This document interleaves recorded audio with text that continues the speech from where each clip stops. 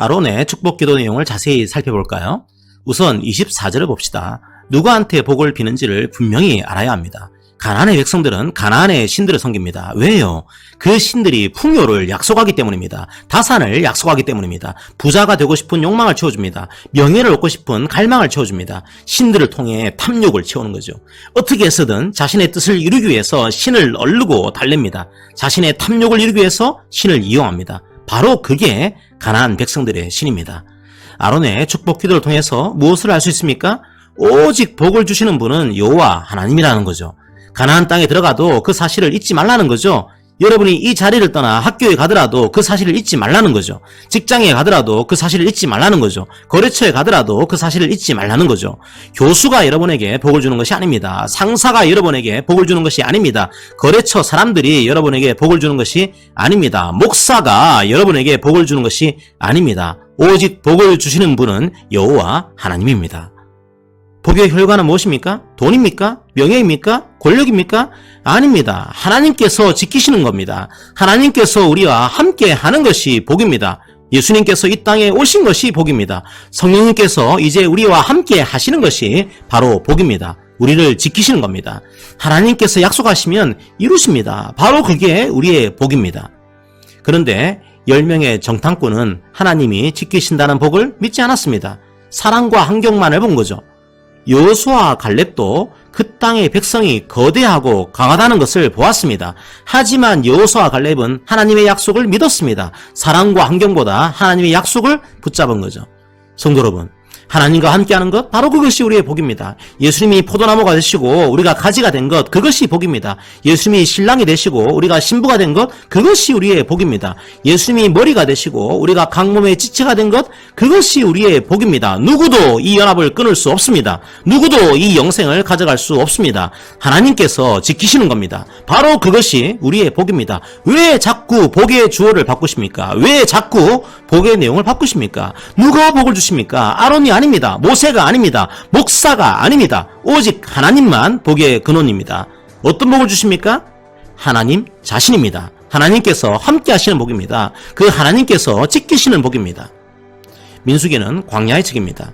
광야에서는 의지할 것이 없습니다. 황량하고 메마른 땅입니다. 지식이 도움이 안 됩니다. 권력이 의미가 없습니다. 돈도 필요 없습니다. 광야는 자기 힘으로는 한 걸음도 나아갈 수 없는 곳입니다. 하나님께서 함께 하시는 것, 그것만이 유일한 길입니다. 하나님께서는 광야를 훈련의 장소로 택하신 겁니다. 다음으로 민수기 6장 25절을 세 번역으로 읽어드리겠습니다.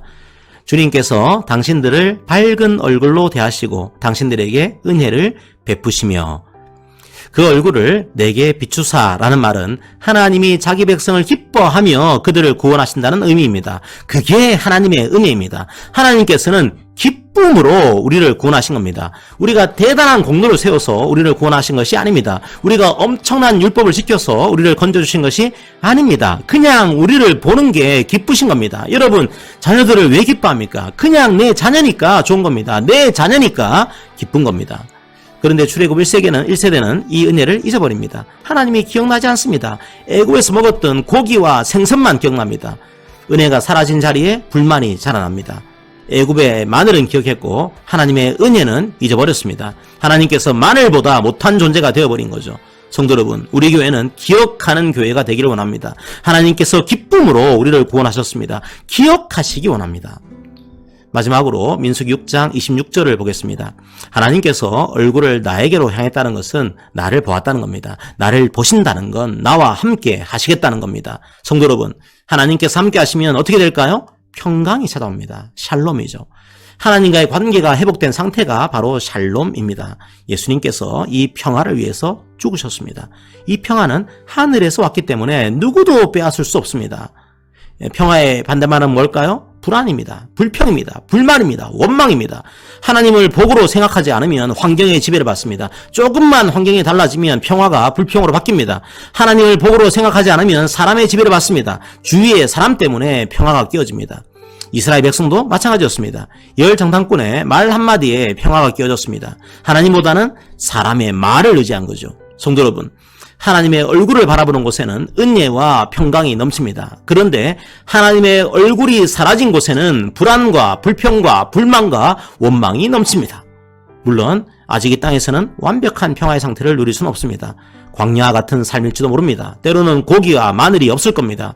때로는 가나안에 사는 거대한 사람들이 보일 겁니다. 하지만 여러분에게 주어진 놀라운 복을 생각하십시오. 눈을 들어 하나님을 바라보시기 바랍니다.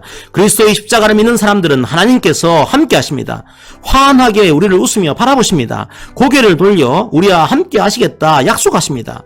출애굽 1세대처럼 불평과 불만과 원망으로 삶을 채우지 마십시오.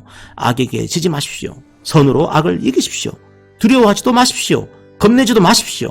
하나님께서 세상 끝날까지 여러분과 함께 하실 것입니다. 하나만 더 권면합니다. 믿는 사람들은 누구나 다 아론처럼 거룩한 제사장입니다. 이제 우리의 삶으로 주위 사람들에게 하나님의 복을 드러냅시다. 우리에게만 머무는 삶이 아니라 우리를 둘러싼 모든 공동체를 위해 기도할 수 있는 삶이 되기를 원합니다. 은혜와 평강이 모든 성도들에게 가득하기를 기도합니다. 아멘.